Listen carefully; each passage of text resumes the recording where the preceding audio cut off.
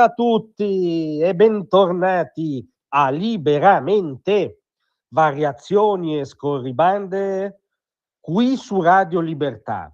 Allora ci tocca darvi conto delle ultime uscite di Maurizio Landini. Noi in premessa vi diciamo non preoccupatevi, anche questa volta non ha parlato di problemi dei lavoratori in carne e ossa, degli operai in carne e ossa, di salari concreti in busta paga, riesce a sconfiggere la statistica e non ne parla nemmeno questa volta. Di cosa ha parlato questa volta? Il punto di riferimento ormai dell'antagonismo italiano più che del mondo del lavoro italiano, di referendum ovviamente sulla riforma della giustizia. Ne ha parlato in occasione dell'Assemblea Generale del Comitato Centrale, esiste ancora, prendato un organismo detto Comitato Centrale, nostalgia canaglia, della FIOM.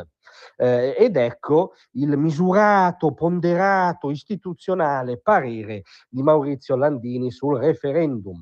Il voto del referendum vede da una parte chi vuole applicare la Costituzione e difendere la democrazia di questo paese, e dall'altra chi invece la Costituzione la vuole cambiare in maniera autoritaria, così giusto per riconoscere, come dire, le ragioni dell'avversario, l'eterno spettro del fascismo, sempre sul punto di ritornare.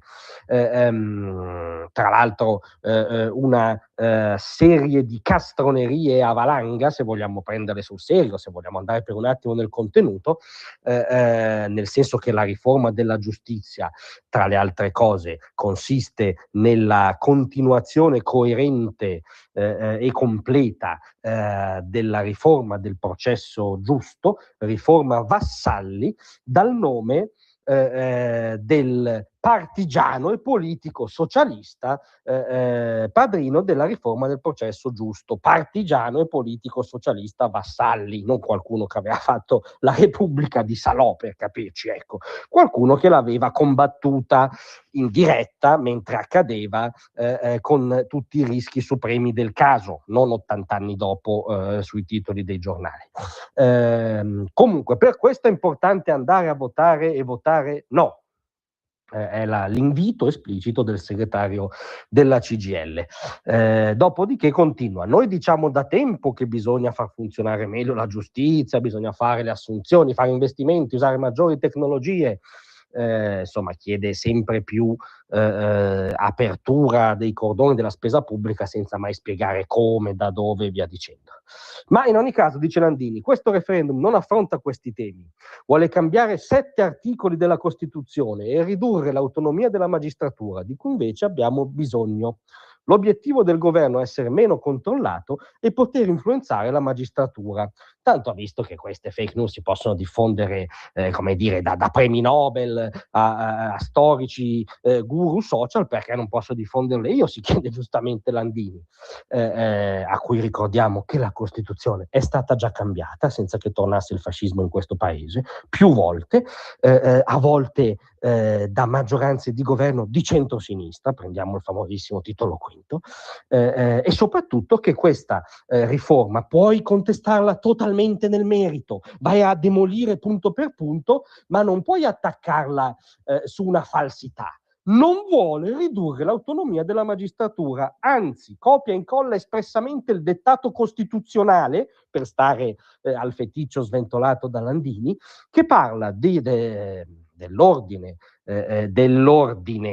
non del potere, dell'ordine giudiziario come ordine autonomo e indipendente. Piuttosto si chiede a Landini perché si scelse quella formulazione, perché l'ordine e non il potere, insomma sarebbe interessante chiedersi. In ogni caso la riforma ribadisce che la magistratura è autonoma e indipendente, molto più di adesso sicuramente, perché adesso è di fatto controllata dalla politica, nel senso della politica delle correnti, dove si fanno le carriere, si distribuiscono le nomine, si decidono i cursus honorum dei magistrati in nome dell'appartenenza ideologica. E quindi sostanzialmente una forma di politica nel senso deteriore, che ha inquinato anzitutto il CSM, l'organo di autogoverno della magistratura. Gran finale landiniano, perché non si può, come dire, non chiudere in bellezza. A proposito della indecorosa, quella sì squadrista scena vista nel weekend alle manifestazioni antagoniste e dell'estrema sinistra, che è sempre più difficile distinguere dalla sinistra tout court, in cui sono state bruciate le immagini della Premier Meloni e del Ministro della Giustizia Nordio. La risposta di Landini è: chi sta alimentando un clima fuori dai toni penso sia proprio il governo, a partire da chi collabora con Nordio. Ora non staremo qui a ricordargli che il fronte del no, tra le altre cose, ha definito chi voterà sì fascista, piduista, persona non per bene, indagato, imputato, paramafioso, criminale politico, detto da Giuseppe Conte, un ex presidente del Consiglio, ma tutto questo campionario Landini se lo scorda. In ogni caso, le foto bruciate, ci dice, sono stupidate e bisognerebbe dargli il peso che hanno. Sono errori molto concreti, concede, ma i toni vanno mantenuti da tutti entro i limiti. No, qui non è questione di toni, non è una stupidata bruciare l'immagine di due persone, il Presidente del Consiglio e il Ministro della Giustizia, con un palese sconfinamento dell'alfabeto politico, anche duro, anche della contrapposizione più dura, nell'incitazione alla violenza, nella squalifica dell'avversario come nemico da abbattere o da bruciare, a cui negare dignità. E il leader di quello che è il più grande sindacato italiano, che ha una storia anche nobile all'interno della storia della Repubblica Italiana, non può definirle stupidate, dargli il peso che hanno. Ne hanno tantissimo e la sua condanna doveva essere molto più netta, a meno che Landini inquadri già il cosmo antagonista come potenziale serbatoio di voti, perché si vede già catapultato in una ottica di leadership politica. E sarebbe veramente un caso curioso, perché probabilmente riuscirebbe nel capolavoro all'incontrario di farci rivalutare Elli, ma non voglio nemmeno pensarci. Grazie a tutti, a domattina.